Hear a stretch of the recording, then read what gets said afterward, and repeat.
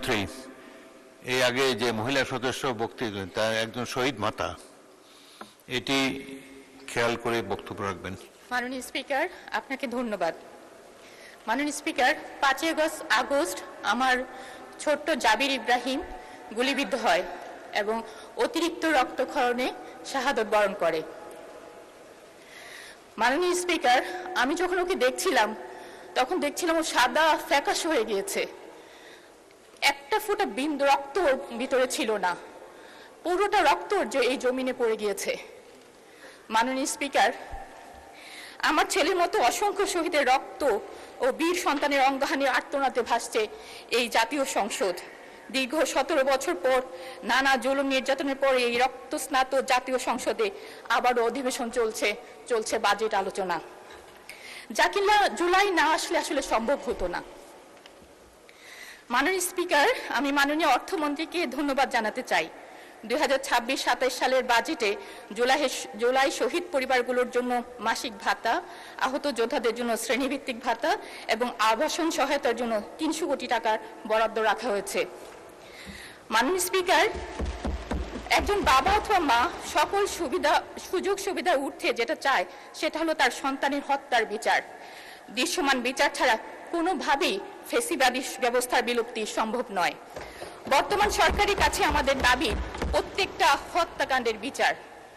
মাননীয় স্পিকার, 2026-এর 21শে জুনের প্রশ্নোত্তরে মাননীয় আইনমন্ত্রী বলেছেন, 24শে জুলাই সংগঠিত মানবতা বিরোধী অপরাধে আন্তর্জাতিক অপরাধ ট্রাইব্যুনাল মামলা করা হয়েছে 80টি, তার মধ্যে 7টি মামলার রায় ঘোষণা হয়েছে, 22টি সাক্ষ্য গ্রহণ করা হয়েছে এবং 51টি তদন্তাধীন রয়েছে।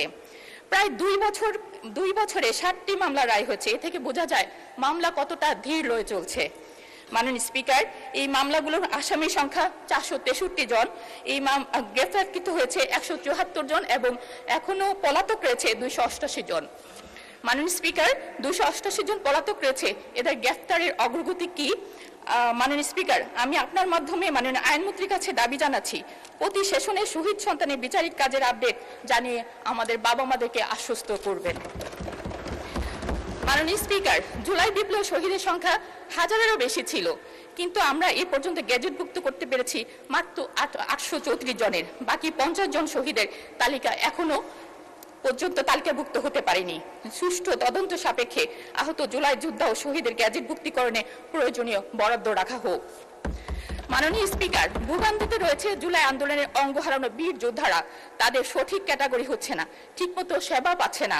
একজন আহত যোদ্ধা যারা আন্দোলনে হাত চলে গিয়েছে, সে কিভাবে গ ক্যাটাগরিতে থাকতে পারে? মাননীয় স্পিকার, এ ব্যাপারে আমি আপনার সুষ্ঠু তদন্তের দাবি রাখছি। মাননীয় স্পিকার, 844 জন শহীদ এবং 14,407 জন আহত যোদ্ধা স্বীকৃত। এই সংখ্যাগুলো পরিসংখ্যান নয়, প্রতিটির পেছনে আছে একটি বিপর্যস্ত পরিবার। এই পরিবারগুলোর পাশে শুরু থেকে যে প্রতিষ্ঠানটি দাঁড়িয়েছে সেটি হলো জুলাই শহীদ স্মৃতি ফাউন্ডেশন। আর্থিক সহায়তা, চিকিৎসা, পুনর্বাসন, মানসিক স্বাস্থ্য সেবা, স্মৃতি সংরক্ষণ সবকিছু এক ছাদের নিচে। এই পর্যন্ত 831টি শহীদ পরিবার এবং 6127 জন আহত যোদ্ধাকে নিয়ে 120 কোটি টাকা সহায়তা দেওয়া হয়েছে সম্পূর্ণ স্বচ্ছতার সাথে, যা তাদের একনাবিল সিএফএম অডিট রিপোর্টে প্রমাণিত রয়েছে। কিন্তু মাননীয় স্পিকার, গত 3 মাসে এই ফাউন্ডেশনটি কর্মীরা বেতন পাননি, ঈদ বোনাস পাননি।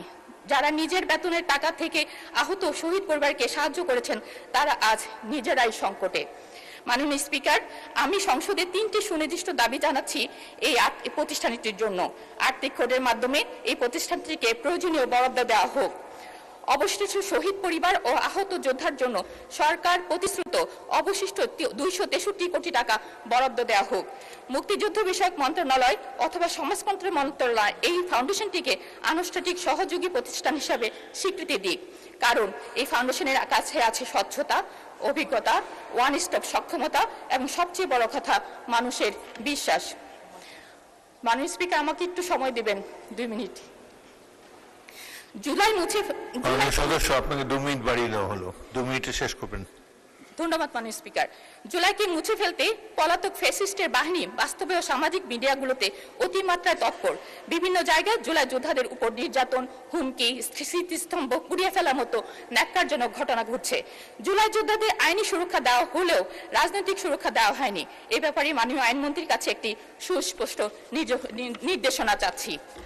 মাননীয় স্পিকার, জুলাইকে বাঁচাতে হলে জুলাই বিপ্লবের ইতিহাস, আহত যোদ্ধাদের কথা এবং শহীদের স্মৃতি সংরক্ষণের জন্য জাতীয় ও স্থানীয় পর্যায়ে জুলাই স্মৃতিসৌধ, জুলাই জাদুঘর, গবেষণা কেন্দ্র এবং ডিজিটাল আর্কাইভ প্রতিষ্ঠার জন্য বাজেট বরাদ্দ রাখার জন্য অনুরোধ জানাচ্ছি, যাতে আগামী প্রজন্ম সত্য ইতিহাস জানতে পারে।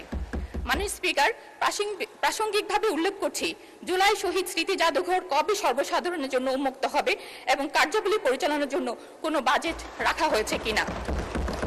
মাননীয় স্পিকার, আমরা ভুলিনি প্রিজন ভ্যানের সামনে দাঁড়ানো সেই মেয়েটাকে, যে তার বুকে সাহস দিয়ে সারা বাংলাদেশকে যে দেখিয়েছিল কিভাবে অন্যায়ের সামনে জীবন বাজি রেখে দুহাত প্রসারিত করে দাঁড়াতে হয়। মাননীয় স্পিকার, সেই মেয়েটাকেও ভুলিনি আমরা, ছাত্রলীগের লাঠির আঘাতে যার কপাল কেটে রক্ত ঝরেছিল।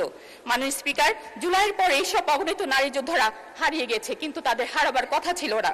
আমি আপনাদের মাধ্যমে এইসব নারীদের সংশ্লিষ্ট মন্ত্রণালয় পুরো স্বীকৃতির আশা করছি। মাননীয় স্পিকার, আহত পঙ্গু ব্যক্তিদের জন্য আজীবন চিকিৎসা, ফিজিওথেরাপি, মানসিক স্বাস্থ্য সেবার বরাদ্দ রাখা প্রয়োজন মনে করছি। মাননীয় স্পিকার, একটি পরিবার কর্মক্ষম মানুষটি যখন হারিয়ে যায়, সেই পরিবারের সন্তানদের শিক্ষার উপর আঘাত হানে। শহীদ ও আহত পরিবারগুলির জন্য স্কুল, কলেজ, মাদ্রাসা ও বিশ্ববিদ্যালয়গুলোতে আর্থিক প্রণোদনা দিলে তারা ঝরে না গিয়ে সম্পদে পরিণত হতে পারত। মাননীয় স্পিকার, মাননীয় অর্থমন্ত্রী বাজেট বক্তৃতার ৩ নম্বর অনুচ্ছেদে উল্লেখ করেন, আমরা যে জুলাই জাতীয় সনদ স্বাক্ষর করেছি তা অক্ষরে অক্ষরে বাস্তবায়ন করার ঘোষণাও ইতিমধ্যে মাননীয় প্রধানমন্ত্রী জাতির সামনে এনেছেন। যে জুলাই না আসলে আজকের এই সংসদেরই অস্তিত্ব ছিল না, সেই জুলাইকে নিয়ে জুলাই সনদ এখনো বাস্তবায়ন হয়নি। মাননীয় স্পিকার, আমি আপনার মাধ্যমে জুলাই সনদ বাস্তবায়নের আবেদন রাখছি। মাননীয় স্পিকার, সরকারি দল তার নির্বাচনী ইস্তেহারে থাকা সুশাসনের সঠিক প্রয়োগ করে জুলাই সনদের পাশাপাশি বাজেটকে অক্ষরে। মাননীয় আইনমন্ত্রী, এই আগে যে মহিলা সদস্য বক্তব্য দেন তার একজন শহীদ মাতা, এটি খেয়াল করে বক্তব্য রাখবেন। মাননীয় স্পিকার, আপনাকে ধন্যবাদ। মাননীয় স্পিকার, যিনি শহীদ মাতা বক্তৃতা দিয়েছেন, ওনার প্রতিটা বক্তব্যই আমাদের চেতনায়, আমাদের রক্তে, আমাদের বিপ্লবে, আমাদের সংগ্রামের প্রেরণার মূল চেতনা। উনি যে কথা বলেছেন সেই কথা আমরা প্রত্যেকেই ধারণ করি এখানে বসে। ওনার প্রত্যেকটা কথাকে আমরা অনুসমর্থন করি, ওনার প্রত্যেকটা কথাকে আমরা শ্রদ্ধা জানাই, ওনার প্রত্যেকটা আবেগকে আমরা নিজের আবেগ বলে ভাবি, ওনার প্রত্যেকটা দাবিকে আমরা নিজের দাবি বলে মনে করি। তবে এখানে সুনির্দিষ্টভাবে উনি বলেছেন, আইনমন্ত্রীর কাছে একটা ব্যাখ্যা চেয়েছেন, জুলাই যোদ্ধাদের এবং জুলাইকে আমরা আইনি সুরক্ষা দিয়েছি, রাজনৈতিক সুরক্ষা দেওয়া হয়নি। মাননীয় স্পিকার, ওনার আবেগের সাথে ভেসে যেই আমি বলছি, প্রতিটা আইনই একটি রাজনৈতিক দলিল, প্রতিটা আইনই একটা পাবলিক পলিসি। সরকারের পক্ষ থেকে যে সুরক্ষা দেওয়া সম্ভব, সেটা একমাত্র সম্ভব আইনি কাঠামোর মধ্যে এনে। এবং আমাদের সরকার, বিএনপির সরকার, জুলাই যোদ্ধাদের সরকার, জুলাই চেতনার সরকার সেই আইনি কাঠামোর মধ্যে নেই, সেইটাকে সুরক্ষা দিয়েছে এবং ওটাই রাজনৈতিক সুরক্ষা হিসেবে বিবেচিত হবে। এবং এর বাইরে যদি কোনো রাজনৈতিক সুরক্ষার প্রয়োজন হয়, উনি যদি সুনির্দিষ্টভাবে বলেন, সেটাও আমরা আইনি কাঠামোর মধ্যে নেই, সেই সুরক্ষা দিতে প্রস্তুত আছি। মাননীয় স্পিকার, আপনাকে ধন্যবাদ। মাননীয় স্পিকার।